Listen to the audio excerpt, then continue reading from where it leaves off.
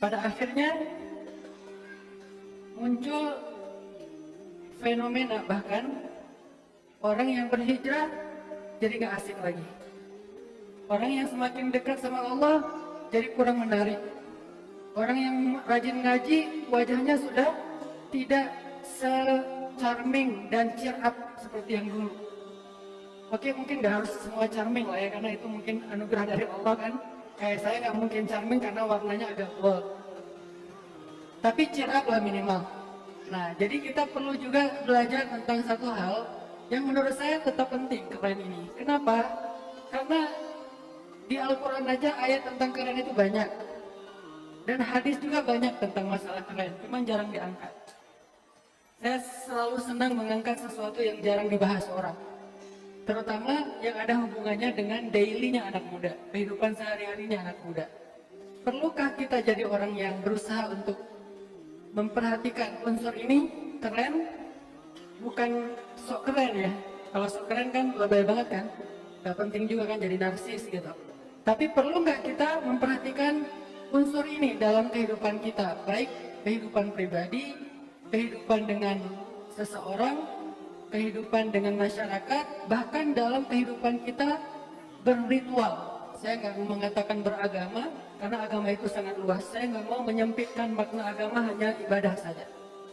Artinya semua kehidupan kita itu artinya bagian dari agama Islam, sehingga nggak bisa dipisahkan. Tapi secara spesifik, perlu nggak kita memperhatikan unsur keren dalam ibadah, kalau perlu, dalam ritual.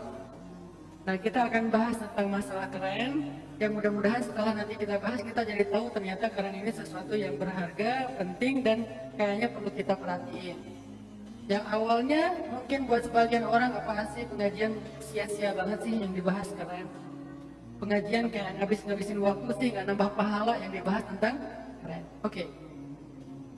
Dan keren ini adalah terjemah versi anak muda ya. Karena kalau dalam kamus Indonesia yang resmi, nggak tahu ada nggak sih kata keren? Nggak ada ya. Itu kan kata yang baru muncul dalam bahasa slang lah ya, bahasa main lah, bahasa anak muda. Kalau kita lihat keren ini dalam terjemah yang lebih baku, keren ini kan indah. Cuman kalau saya bahas indah apa indah ya? Kesannya lukisan. Jadi kurang luas makna indah kalau dalam benak anak muda. Tapi kalau dalam benak mungkin orang-orang yang kehidupannya resmi, educated, bentuknya kuliah, mungkin akan lebih paham indah. Dalam bahasa Arab disebut dengan al-jamal. Disebut dengan al-jamal. Dan al-jamal ini adalah pembahasan yang ada di dalam banyak ayat Al-Quran dan di dalam banyak hadis-hadis Nabi SAW. Sehingga kalau kita menjadi seorang muslim, ingin mempelajari Al-Quran, mempelajari hadis, kita tidak bisa mengabaikan unsur al-jamal. Bahkan para ulama mengatakan ada 3 hal yang menjadi kebutuhan dasar manusia dalam hidup. Ada 3 hal yang menjadi kebutuhan dasar manusia dalam hidup. Pertama, manusia butuh kepada al-haq, kebenaran. Yang kedua, manusia butuh kepada al-khair, kebaikan. Dan yang ketiga, manusia butuh kepada al-jamal, keindahan. 3 hal ini adalah kebutuhan dasar manusia. Di mana makan dan minum Ustaz, khair, kebaikan. Di mana agama Ustaz, hak, kebenaran. Di mana moral Ustaz, al-jamal, keindahan. Jadi agama dalam makna syariat, karena agama lebih luas lagi, bukan din, bukan syariat. Syariat, kemudian kehidupan, kebutuhan-kebutuhan kita, dan kemudian moralitas. Dan al-jamal masuk di dalam masalah-masalah moral secara lebih luas. Sehingga kata ulama, yang namanya manusia itu pasti mencari salah satu atau tiga-tiganya di antara 3 hal ini. Satu, mereka mencari hak yang benar. Kedua, mereka mencari khair yang baik. Dan ketiga, mereka mencari jamal yang indah. Dan kalau kita bisa berusaha untuk menyempurnakan atau memberikan porsi secara baik kepada 3 hal ini, maka insya Allah kita sudah mulai menyempurnakan agama kita. Bahkan tadi pagi juga saya dikasih kesempatan untuk ngasih kajian Maulid Nabi di masjid ini tadi pagi sama Pemkot. Saya membahas tentang 3 bentuk sunnah nabawiyah. Karena peringatan Maulid saya mengangkat lagi tentang sunnah-sunnah Nabi. Salah satunya sunnah surah, penampilan. Kemudian sirah, activity. Kemudian sarirah, tes, perasaan. Ternyata sunnah Nabi pun bukan hanya soal ibadah, bukan hanya soal jihad, bukan hanya soal perbuatan Nabi, sampai surah, penampilan, dan juga sarirah, tes, keindahan dalam berperasaan, itu juga bagian dari sunnah Nabi SAW. Jadi tidak bisa kita kesampingkan pembahasan tentang zaman ini adalah pembahasan yang penting. Kadang-kadang kita anggap sesuatu yang substansial itu adalah hanya hak saja. Padahal substansi itu 3, baru disebut substantif. Kalau kita bisa memenuhi 3 unsur ini, 1 hak, khair, jamal. Selama ini pemahaman kita tentang substansi adalah sesuatu yang penting benar aja deh. Terserah nanti efeknya, ini khair, efek baik atau buruknya, mudarat atau manfaatnya itu khair. Atau terserah orang bilang ini nggak menarik atau apa, yang penting kita udah menyampaikan kebenaran. Nggak bisa, nggak cukup. Kita harus berusaha untuk menyempurnakan 3-tiganya. Misalnya dalam urusan jodoh, dalam urusan hubungan, apa maksud dari benar dalam urusan hubungan? Hak. Apa maksudnya? Hubungan kita itu diridhoi Allah. Hubungan kita itu nggak menyelisihi syariat. Hubungan kita itu benar sesuai dengan tuntunan agama. Apa? Kalau belum halal maka ta'aruf. Ta'aruf itu ada fikihnya kan? Bukan ta'aruf tapi mesra. Ta'aruf aja, ada fikihnya. Nah itu juga nggak lama, masa ta'aruf setahun gitu kan nggak ya. Ta'aruf mah beberapa hari atau beberapa minggu lah, nggak lama-lama. Nanti kalau mau lebih hak lagi, akad nikah. Berarti hubungan yang sudah halal dengan akad nikah, maka sudah memenuhi unsur yang pertama, hak. Tapi hak saja belum sempurna. Jadi kayak kita datang ngelamar cewek, ditolak, terus kita komplain, saya kan niatnya baik, saya niatnya pengen membenarkan hubungan kita, kenapa ditolak?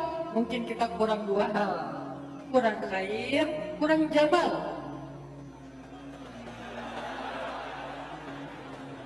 Jadi nggak ada salahnya juga kalau ditolak, karena emang belum menyempurnakan 3 kebutuhan. Kita hanya datang dengan modal niat saya baik, saya pengen nikah, harusnya diterima dong. Orang niatnya pengen lillahi ta'ala kok ditolak. Nah ini nih, idealis tapi dia belum perfect. Walaupun dia bilang perfeksionis, tapi itu nggak perfect sebetulnya. Hanya idealis tapi parsial, belum sempurna agamanya. Tidak syumuliyah, tidak menyeluruh, tidak komprehensif. Terus apa lagi yang kedua? Khair. Apa khair? Kebaikan, manfaat. Itu yang harusnya kita bawa juga selain niat baik. Bahwa saya niat baik pengen memperbaiki hubungan biar lillahi ta'ala, biar Allah ridho, biar halal, biar berkah gitu kan. Hak. Khairnya apa? Alhamdulillah saya udah mapan. Itu khair. Alhamdulillah saya orang yang bertanggung jawab. Itu khair. Alhamdulillah insya Allah cara kita ngomong itu santun. Itu khair. Jadi khair sesuatu yang memberi manfaat untuk orang lain. Itu khair. Apakah kita menjadi orang yang seperti itu? Karena Nabi mengatakan khairun nas anfa'uhum linnas. Sebaik-baik manusia yang paling banyak manfaatnya untuk orang lain. Berarti nggak hanya kita datang membawa hak. Apa niat adik? Niat saya menyampaikan risalah Allah, ingin menyempurnakan agama. Kan hak kan? Ingin menyempurnakan, apa maksudnya menyempurnakan agama deh? Nikah pak. Karena kalau belum nikah, bapak tahajud, bapak puasa, bapak segala macam, kalau belum nikah, maka nggak akan sempurna agamanya. Nah saya kan udah punya anak, oh ya bapak lupa. Menceramahi orang yang udah mengamalkan, kita yang belum mengamalin. Jadi artinya kita kayak sok kepedean banget, bermodalkan hak saja, nggak cukup teman-teman. Balighu anni walau ayah, sampaikan dariku walaupun 1 ayat, itu masuk kategori mana? Hak. sudah cukup? Masih banyak ayat yang lain. Ud'u ila sabili rabbika bil hikmah wal mau'izatil hasanah wajadilhum billati ahsan. Hikmah, mau'izah hasanah, ahsan. Apa maksudnya? Hikmah, hak. Mau'izah hasanah, khair. Ahsan, jamal. Baru kita berdakwah ketika kita udah memenuhi tiga unsur itu. Nggak cukup, yang penting kan udah benar. Yang saya sampaikan kan ayatnya benar, yang saya sampaikan kan hadisnya sahih. Nggak cukup ayat dan benar dan sahih saja, karena itu baru hak, belum khair, belum jamal. Kalau kita tidak menyampaikannya dengan konteks yang tepat. Jadi niat kita datang pengen menyempurnakan agama, hak. Tapi khairnya apa? Insya Allah saya siap dengan mahar berapapun yang Bapak minta. Wes, berapapun deh, berapapun. Kamu punya berapa? Punya banyak. Ya udah, 10 miliar, siap. Wes, pede banget kan? 10 miliar kamu punya? Enggak. Terus dari mana? Allah yang kasih. Ini namanya hak, belum khair juga. Karena baru menjanjikan kebesaran Allah, belum ada nyatanya. Maka ikhtiar, maka bekerjalah, maka jadilah orang yang rajin, maka jadilah orang yang bersungguh-sungguh, sampai kita bisa mendatangkan khair. Khair dalam banyak hadis artinya al-mal. Khair dalam banyak hadis artinya al-bir. Khair dalam banyak hadis artinya an-nafa, manfaat. Itu khair. Sehingga kita bisa menawarkan khair kepada orang lain. Makanya ketika Khadijah ditanya oleh Rasulullah SAW, ya Khadijah, kenapa engkau mau menerima saya sebagai suami dulu? Padahal belum datang wahyu, artinya belum tahu bakal jadi nabi. Apa sih yang dilihat dari saya? Bukan kenabian pastinya kan, belum jadi nabi. Baru 15 tahun kemudian nabi dapat wahyu. Apa yang engkau lihat wahai Khadijah? Satu, engkau wahai Rasulullah adalah seorang laki-laki yang baik. Khair. Engkau Rasulullah laki-laki yang baik. Apa bentuk kebaikannya? Engkau menyantuni anak yatim, engkau memberikan makanan kepada orang miskin, engkau mendamaikan di antara orang yang bertikai, engkau menyambungkan di antara orang yang terputus silaturahimnya, engkau yang menjadi juru damai di antara orang yang banyak bermasalah. Engkau adalah orang yang baik, selalu bermanfaat. Makanya Nabi kalau ngomong khairun nas anfa'uhum linnas, itu bukan cuma narasi doang yang beliau belum amalin. Semua yang diucapin Nabi itu pasti sudah diamalin. Bahkan sebagiannya sudah diamalkan sebelum beliau jadi Nabi. Karena wama yang tiku adil hawa, bukan cuma omong kosong. Hawa itu omong kosong. In huwa illa wahyu yuha. Jadi khair apa yang bisa kita tawarkan? Baru yang ketiga, al-jamal. Al-jamal, kita berpenampilan menarik, kita mencoba menjaga fisik kita menjaga akhlak kita menjaga cara ngomong kita menjaga ekspresi wajah kita. Minimal jamal kita tunjukkan dengan tabassum. Tidak harus modal gede. Jamal ini nggak identik dengan glamor. Jamal ini tidak identik, keren itu nggak identik dengan branded. Keren yang paling murah dan sangat berharga, tabassum, tersenyum saja. Itu sudah keren, murah, berharga, berpahala pula. Sehingga Nabi mengatakan, la tahqiranna minal ma'rufi syai'a. Janganlah kalian meremehkan kebaikan walaupun kecil, walau antalqa akhaka bi wajhin taliq. Walaupun hanya sekedar bertemu dengan saudaramu dengan wajah berseri-seri, artinya tersenyum, itu juga kebaikan. Tabassumuka li wajhi akhika falaka sedekah. Kamu tersenyum ke wajah saudaramu, itu adalah sedekah. Ini namanya jamal. Sehingga ketika seorang laki-laki memilih calon istrinya, maka Nabi SAW menyuruh kita memperhatikan 4 kriteria kan? Bahkan kriteria yang pertama apa? Jamal. Tungkahul mar'ah li arba. Yang nomor 1, li jamaliha. Seseorang cewek dinikahi karena 4 hal yang dilihat. Yang pertama, keren. Ini cewek kecil nih. Ini cewek cantik nih. Ini cewek menarik nih. Jamal. Kenapa Nabi meletakkan jamal di awal? Walaupun yang paling benar itu hak. Yang paling utama itu hak kan? Din. Tapi din, hak ditaruh di keempat. Nomor 1, jamal. Nomor 2 dan 3, khair. Li jamaliha, wali nasabiha, wali amwaliha, wali diniha. Untuk kecantikannya, itu yang pertama, kemudian nasabnya, kemudian hartanya. Ada yang meriwayat kemudian pertama, yang kedua hartanya, yang ketiga nasabnya. Ini khair, kebaikan. Dan baru yang keempat, lidiniha, benar dan tidak bisa ditawar, agama. Walaupun kemudian Nabi mengatakan, kalau kamu harus memilih, kalau nggak harus memilih kan pengennya empat-empatnya ya. Kalau harus memilih, maka pilihlah agama. Tapi walaupun kayak gitu, tetap aja yang Nabi taruh di depan, lihat penampilan. Karena emang itu dulu ada yang kita tahu. Nggak mungkin kita langsung tahu dia taat atau enggak, kecuali kalau kita udah dekat. Kita udah taruh, tanya dulu ke orang yang ada di sebelahnya, sahabatnya, gurunya, keluarganya. Kita baru tahu ternyata dia agamanya baik. Tapi yang pertama kelihatan di Instagram, Jamal. Pas lihat, wah keren. Ternyata dia pakai PP-nya itu wajah artis Korea. Terus akunnya di lock, sehingga kita fitnah gitu, nggak tahu. Pas ketemu orangnya, Masya Allah, artis Hollywood. Nah, itu deh, Jamal namanya. Makanya kita harus juga perlu membahas sesekali tentang pentingnya menjaga Jamal atau indah kalau dalam bahasa resmi, cuman kalau dalam bahasa anak muda itu keren lah, kece. Dan ini sesuatu yang penting.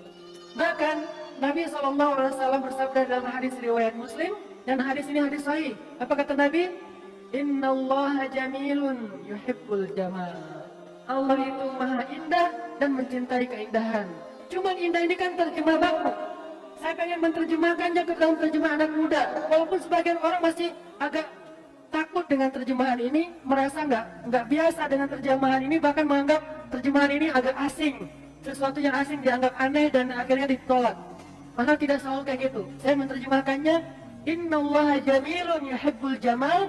Allah maha indah dan mencintai keindahan. Saya terjemahkan, Allah maha keren dan mencintai kekerenan. Allah maha keren. Benar subhan ini Ustaz. Bentar dulu, keren itu memang negatif. Karena dia tidak gaul, nggak main sama anak muda, jadi buat dia kata keren itu negatif. Padahal tidak semua kalimat yang kita nggak biasa, nggak common itu artinya negatif. Boleh nggak kita menerjemahkan Al-Quran ke bahasa Korea? Boleh? Tapi kan itu dipakai sama drakor, dipakai sama K-pop. Apakah gara-gara itu terus kalimat-kalimat terjemahan bahasa Korea menjadi mencela Al-Quran? Tidak. Bukan berarti ketika bahasa itu dipakai oleh orang yang mungkin belum taat kepada Allah, lantas bahasanya menjadi tercela, diksinya menjadi tercela, kamusnya menjadi tercela. Enggak, itu kan bahasa untuk memahami teks yang ideal. Saking idealnya, kita sulit memahaminya. Kenapa? Katanya ideal, tapi kok susah difahami? Karena otak kita yang nggak ideal. Pikiran kita yang belum ideal, bukan teksnya yang tidak ideal. Teksnya udah ideal, sempurna. Al-Quran sempurna. Terus ngapain lagi diterjemahin Ustaz? Karena dia istimewa, karena dia sempurna. Sementara pikiran kita terbatas, kita butuh media terjemah untuk memahami teks-teks sempurna itu. Makanya muncul ayat, wa ma arsalna min rasulin illa bilisani qaumihi liyubayyina lahum. Kami tidak mengutus seorang rasul kecuali menggunakan bahasa kaumnya untuk menjelaskan kepada mereka. Dan kaum di sini bukan hanya Arab, Melayu, Jawa, Sunda, bukan hanya itu. Kaum itu juga bermakna kaum dalam makna komunitas, segmentasi. Buat saya, kaum yang saya dakwain itu adalah youth, anak muda, sehingga butuh terjemah ke syabab, terjemahnya anak muda untuk liyubayyina lahum, menjelaskan teks-teks agama. Itu yang sedikit dilakukan. Itu yang saya pelajari di Mesir dalam sebuah gerakan ilmiah yang dilakukan ulama-ulama besar di Mesir, namanya gerakan Tajdidul Mustalahat, gerakan pembaharuan istilah. Berarti gerakan pembaharuan istilah. Maksudnya bukan mengganti teks nas agama, bukan, tapi memperbaharui terjemah dari teks agama. Toh Depak juga sering ada wacana untuk memperbaharui, revisi terjemah Al-Quran kan? Karena beberapa terjemah itu kurang tepat ternyata. Setelah dipelajari lagi, kayaknya ini udah nggak relevan nih terjemah ini. Bukan teksnya tidak ada kata tidak relevan, selalu relevan sampai akhir zaman. Tapi terjemahnya butuh revisi. Begitu juga dengan terjemah-terjemah yang lain sesuai dengan kaumnya. Sehingga innallaha jamilun yuhibbul jamal, Allah maha indah mencintai keindahan. Itu orang semua terima, ya Allah maha indah. Tapi begitu saya terjemah, Allah maha keren, Allah kok keren? Emangnya Allah pakai baju apa gitu, terus Allah pakai apa, misalnya topi apa, pakai hoodie biar keren misalnya. Ya enggak gitu, karena yang dimaksud dengan jamal, indah, tidak selalu bentuknya hissiyan, tidak selalu bentuknya fisik. Karena ada hissiyan, ada ma'nawiyan, ada keren yang bentuknya fisik, ada keren yang bentuknya makna atau kiasan. Dan itu dipelajari dalam ilmu tafsir. Sehingga ketika kita bilang istilah keren, kita bukan hanya bilang bahwa dia badannya bagus, wajahnya cantik, wajahnya rupawan. Bukan hanya itu sisi keren. Karena akhlak juga jadi disebut keren. Kerennya orangnya baik, kerennya orangnya santun, kerennya orangnya sukses, kerennya orangnya misalnya brilian, pintar, keren. Akhlaknya baik, keren.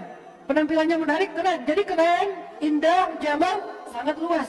Sehingga nggak mungkin kita mengatakan bahwa kalau Allah keren, berarti kita menyerupai Allah dengan makhluk. Enggak. Kalau begitu untuk apa kalimat jamal? Bukankah itu seolah-olah menyerupai Allah dengan makhluk? Tidak. Bahkan Allah punya sifat jamal, punya sifat kamal. Jamal, kamal. Jamalnya apa? Latifun, rahimun, ghafurun, syakurun, wadudun. Itu jamal. Kamal, azizun, jabbarun, syadidun. Itu kamal.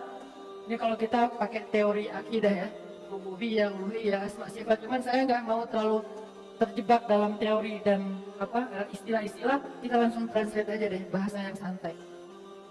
Saya nggak menyebutkan rububiyah, uluhiyah, asma, sifat, mana jamal, mana kamal. Ini mungkin untuk studi ilmiah, calon-calon dosen, calon-calon ustadz. Tapi buat kita yang bentuknya aplikatif sehari-hari, libatkan Allah dalam hidup kita. Itu rububiyah sebetulnya. Apalagi mention Allah, itu asma dan sifat sebetulnya kan ya. Cuman kita pakai terjemah syabab, terjemahnya anak muda. Karena mention ini dekat dengan benak anak muda karena kita terbiasa dengan sosial media, mention, japri. Kok Allah kok di japri? Emang Allah punya Instagram, Allah punya WhatsApp. Japri itu artinya kalau dalam bahasa Arab Al-Quran itu artinya al-unsu billah, berduaan dengan Allah. Munajat, bermunajat kepada Allah. Cuman kan istilah ini istilah pesantren ya. Ketika kita bawa ini ke kafe, kita bawa ini ke tempat main, maka istilah munajat jadi kesannya aduh berat ya. Saya belum layak untuk munajat. Ya udah japri Allah aja. Oh bisa japri, bisa santai tinggal. Ya Allah ada masalah nih dikit. Kan gitu kan? Kayak gitu banget. Sederhana sebetulnya cara kita muamalah dengan Allah. Gak usah dibikin ribet, gak usah bikin kaku birokrasi yang sangat rumit gitu. Sederhana sekali. Dan Allah itu paham banget konteks hambanya. Makanya ada kalimat wa huwa ma'akum aina ma kuntum, bukan wa huwa ma'akum idza kuntum fil masjid. Dia bersama kalian kalau kalian di masjid. Bukan. Wa huwa ma'akum aina ma kuntum, di kafe wa huwa ma'akum, di tempat main wa huwa ma'akum, dia bersama kalian, di jalan wa huwa ma'akum, dia bersama kalian, di mall wa huwa ma'akum, dia bersama kalian. Jadi gunakanlah bahasa-bahasa tempat kalian nongkrong untuk bermunajat, untuk ngejapri, untuk bercurhat ke Allah Subhanahu wa taala. Ini lebih kepada terjemah. Sehingga saya insya Allah ngertilah dikit-dikit dan bertanggung jawab terhadap diksi, perubahan terjemah dari yang biasanya kepada yang baru. Tapi emang konsekuensi dari sebuah pembaharuan itu adalah penolakan. Itu emang konsekuensi di awal. Tapi ketika ini dihentikan, maka tidak akan ada pembaharuan. Saya tidak akan menghentikannya. Kalau ada yang salah, saya akan langsung ralat. Tapi bukan berarti saya akan menghentikannya. Kenapa? Karena tajdid adalah salah satu di antara kebutuhan umat.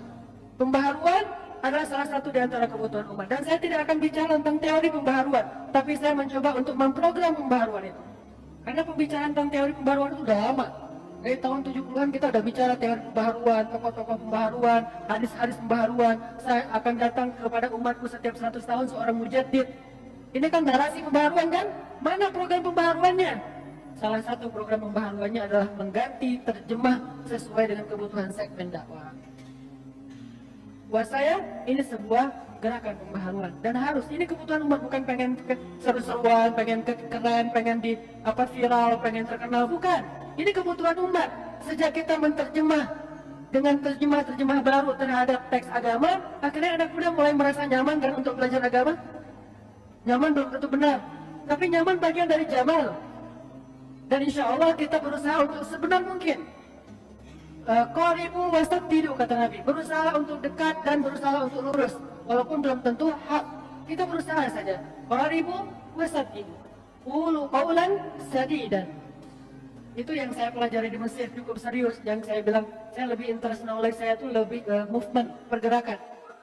Yang saya katakan Ustaz Abdul Somad, kita berdua sama jurusannya, tafsir, hanya beda kota. Kalau saya mungkin di Kaironya, beliau kayak di Bandungnya gitu, 2 jam dari Kairo di Mansur namanya. Sama-sama belajar tafsir, tapi pas keluar interestnya beda. Beliau di fikih, sehingga jadi qadhi, jadi hakim. Kalau nanya hukum, Ustaz apa hukum ini? Ustaz Abdul Somad. Kalau Ustaz Adi Hidayat mungkin lebih banyak ke wawasan sejarah.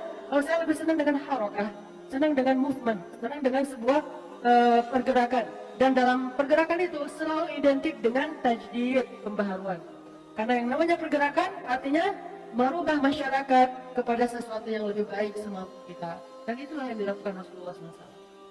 Jadi teman-teman, dalam hadis sahih riwayat Muslim, Nabi SAW bersabda, Innallaha jamilun yuhibbul jamal. Allah Maha Indah, mencintai keindahan. Kalau kita boleh terjemahkan ke anak muda, Allah Maha Keren, mencintai kekerenan. Sehingga keren menjadi sesuatu kebutuhan dalam kehidupan seorang muslim. Yang dipikirin keren-keren aja, yang penting benar. 3. Benar, baik, keren. Benar, baik, menarik, boleh. Benar, baik, indah, terserah. Yang penting jamalun, itu sesuatu yang dibutuhin. Kalau keren nggak penting, kenapa Nabi letakkan keren di awal? Li jamaliha, tungkahul mar'ah, cewek itu dinikahi 1 karena dia keren. Terus hadis yang lain, di antara ciri cewek atau istri yang solehah, ada 3 ciri istri yang solehah. Nomor 1-nya keren. Hah, gimana hadisnya Ustaz? Idza nazarta ilaiha sarraka. Kalau kamu ngelihat dia, nyenengin di sini. Kita baca syarah hadisnya, karena kita nggak boleh menyimpulkan hadis hanya dari teks saja kan, belum ada penjelasan dari ulama. Kita baca nih tafsir hadis. Tafsir hadis itu kalau istilah hadis itu syarah namanya. Kita baca penjelasannya, kata ulama, sarraka 1, dia berdandan untuk sehingga menyenangkan ketika dilihat, cantik.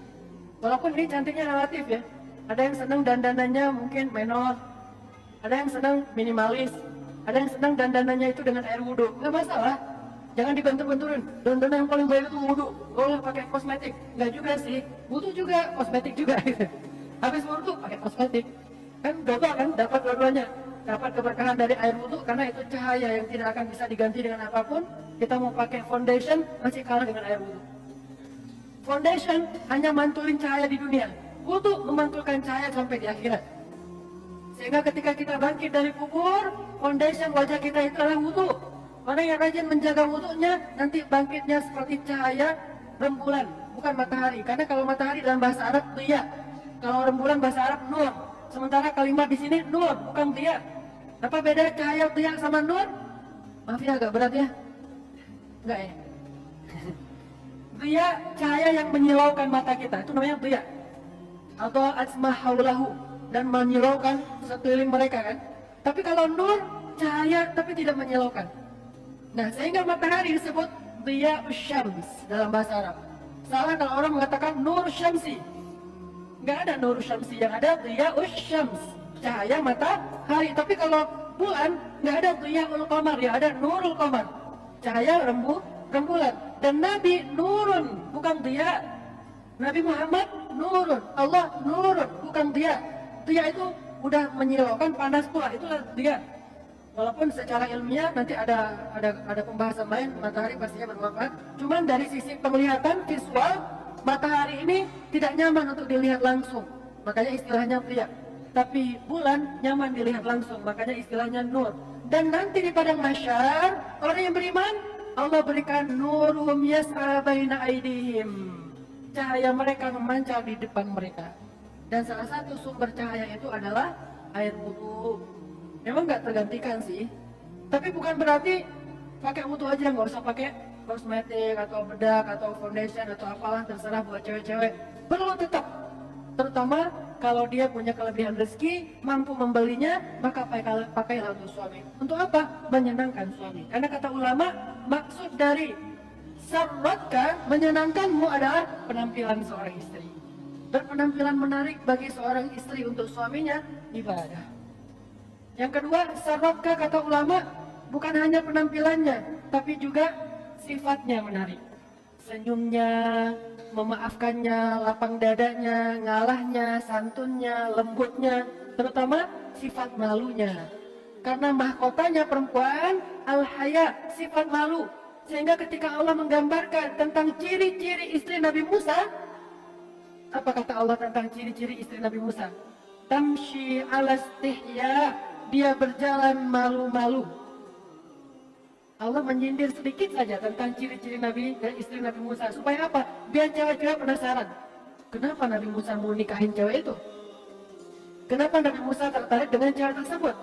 Sebelum Allah bicara bahwa mereka itu ahli tahajud, ahli ibadah, ahli puasa, Allah bilang apa? Tamshi ala istihya.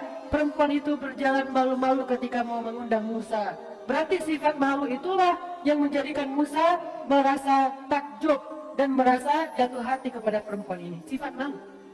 Ini namanya sabraka, jamal, indah, keren, kece nih. Sehingga semakin perempuan itu malu-malu, gak pakai ini, malu-malu, maka semakin indah. Semakin malu, semakin indah. Semakin gak tahu malu. Makanya cewek-cewek itu harus menjaga sifat malu. Wah, pemalu banget sih jadi orang, udah gak usah gitu. Justru pemalunya perempuan itu jamal, keren. Sehingga Nabi SAW sering memuji Aisyah dari malunya, ya kan? Kenapa? Aisyah itu kalau udah malu wajahnya kemerah-merahan, jamalun, itu keren. Kalau itu nggak penting, Nabi nggak akan membahas itu, nggak akan mention wajah Aisyah. Tapi nggak penting banget sih yang dibahas wajah kemerah-merahan. Emang semua cewek itu harus kemerah-merahan? Ya ini artinya sesuatu yang menarik pada diri Aisyah adalah wajahnya kemerah-merahan.